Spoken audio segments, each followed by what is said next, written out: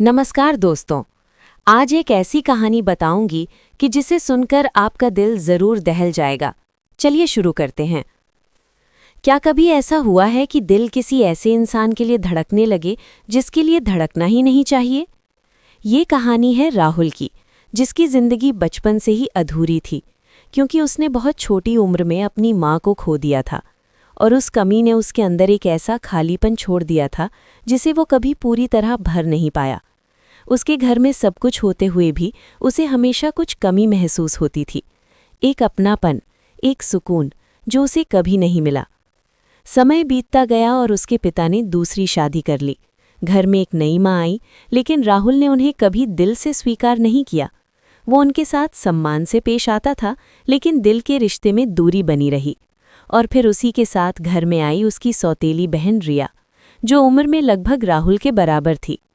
पहली बार जब राहुल ने उसे देखा तो उसे लगा जैसे घर में एक नई रोशनी आई हो। रिया का स्वभाव बहुत शांत, समझदार और सरल था।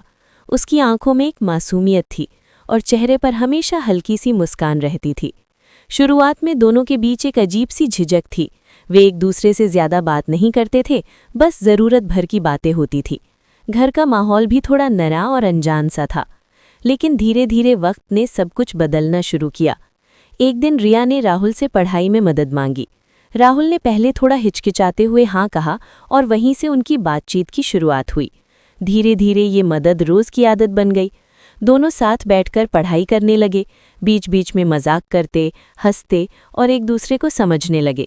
राहुल को पहली बार महसूस हुआ कि कोई है जो उसकी खामोशी को भी पढ़ सकता है। रिया अक्सर उससे पूछती, तुम इतना चुप क्यों रहते हो? और राहुल बस हल्की मुस्कान देकर बात टाल देता, लेकिन अंदर ही अंदर उसे अच्छा लगता कि कोई उसकी परवाह करता है। समय बीतने के साथ दोनों की दोस्ती गहरी होती गई। वे अब हर छोटी बड़ी बात एक दूसरे से शेयर करने लगे, चाहे वो स्कूल की बातें हों, दोस्तों की बातें हों या दिल की उलझनें। राहुल को अब हर दिन रिया के साथ बिताने की आदत हो गई थी। अगर एक दिन भी उससे ठीक से बात ना हो तो उसे बेचैनी होने लगती थी। धीरे धीरे राहुल के अंदर कुछ बदलने लगा। वो रिया को पहले से अलग नज़रों से देखने लगा। जब वो हंसती तो राहुल का दिल खुश हो जाता, जब वो उदास होती तो राहुल बेचैन हो जाता। उसे समझ नहीं आ रहा था कि ये क्या हो रहा है। एक दिन जब रिया हंसते हुए उसके बहुत करीब आई तो राहुल का दिल अचानक बहुत तेज धड़कने लगा। उसने तुरंत नज़रें हटा ली, लेकिन उसी पल उसे एहसास हुआ कि उसके अंदर कुछ बदल चुका है। उस रात राहुल सो नहीं पाया। वो छत को देखता रहा और खुद से सवाल करता रहा, क्या ये प्यार है? लेकिन ये कैसे हो सकता है? क्या मैं गलत सोच रहा हूँ? अगले कुछ दिनों तक वो खुद से लड़ता रहा। वो रिया से दूरी बनाने की कोशिश करता, लेकिन हर बार खुद को उसके पास खड़ा पाता। उसका दिल और दिमाग जैसे दो अलग अलग रास्तों पर चल रहे थे। एक तरफ दिल था जो रिया के करीब जाना चाहता था और दूसरी तरफ दिमाग था जो उसे बार बार रोक रहा था। उसे समझ आने लगा था कि ये एहसास गलत है। समाज, रिश्ते और मर्यादा सब कुछ इसके खिलाफ था, लेकिन दिल मानने को तैयार नहीं था। एक दिन उसने खुद को आईने में देखा और अपनी आंखों में झांकते हुए कहा, अगर मैंने खुद को नहीं रोका तो मैं सब कुछ खो दूंगा, अपना परिवार, अपनी इज्जत और खुद को। उसी दिन उसने एक बड़ा फैसला लिया कि वो खुद को इस रास्ते से दूर रखेगा। अगले ही दिन से उसने रिया से बात कम कर दी, साथ बैठना बंद कर दिया और खुद को व्यस्त रखने लगा। उसने पढ़ाई पर ध्यान देना शुरू किया, जिम ज्वाइन कर लिया और दोस्तों के साथ ज़्यादा समय बिताने लगा। लेकिन अंदर की लड़ाई अभी खत्म नहीं हुई थी। हर रात वो खुद से लड़ता। कई बार उसकी आंखों में आंसू आ जाते। उसे रिया की हंसी, उसकी बातें, सब कुछ याद आता, लेकिन वो खुद को समझाता, ये सही नहीं है। दूसरी तरफ रिया को राहुल का ये बदलाव समझ नहीं आ रहा था। वो परेशान रहने लगी। उसने कई बार राहुल से बात करने की कोशिश की, लेकिन राहुल हर बार कोई ना कोई बहाना बना देता। एक दिन रिया ने उसे रोककर कहा, राहुल, तुम पहले जैसे क्यों नहीं रहे? क्या मैंने कुछ गलत किया? राहुल के पास जवाब था, लेकिन वो सच नहीं बता सकता था। उसने बस इतना कहा, नहीं रिया, बस मुझे थोड़ा अपने ऊपर ध्यान देना है। रिया चुप हो गई, लेकिन उसकी आंखों में सवाल और दर्द साफ नजर आ रहा था। उस दिन राहुल बहुत टूट गया।